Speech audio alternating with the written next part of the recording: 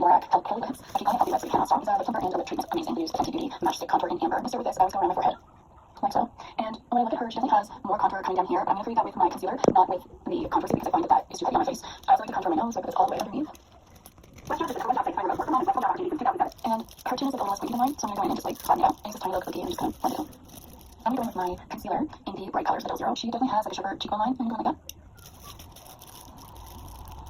I like to fill right here on my own face because hers is very straight. I'm going to go right in here, right in here. And for my under eye, I find this to be a little too bright, so we're going to mix it. I just got the pink Cosas concealer in the Magic color.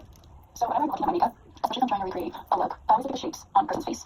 So you want it that's like eyeliner, eyeshadow, eyebrows, their actual facial features. If you look at the shapes that you're seeing rather than trying to look like them, it's very helpful, at least in my opinion, to really carve out the cheekbone without making the face look heavier. So if you're just blending in all of this concealer and you just want to blend it out very well, I'm using my Mario brush. I just got it and I can use that as well. And I can go with my damp face just to pick up any excess product and kind of blend in this really white color surface. And it's going to do brows. I am obsessed with this brows up. I get this off Amazon. I just push it through and make sure I get all hers. And then I was doing with a clean, smooth shape of brow and everything excess product.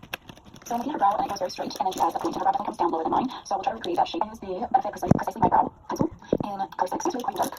So I'm going to start at the bottom, and I'm going to draw little hair-like strokes.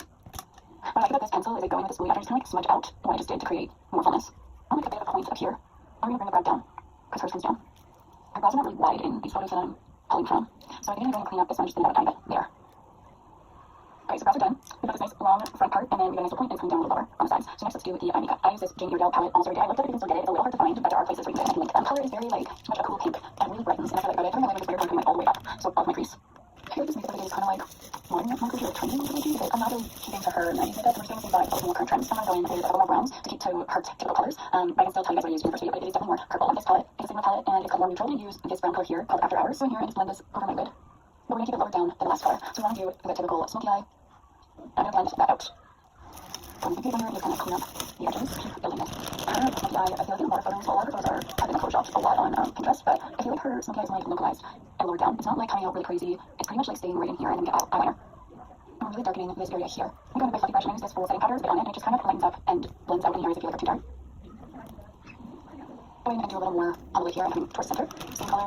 It's really to me about like building it as I go.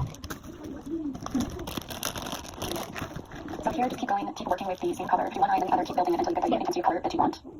I am happy with the color of this smoky eye.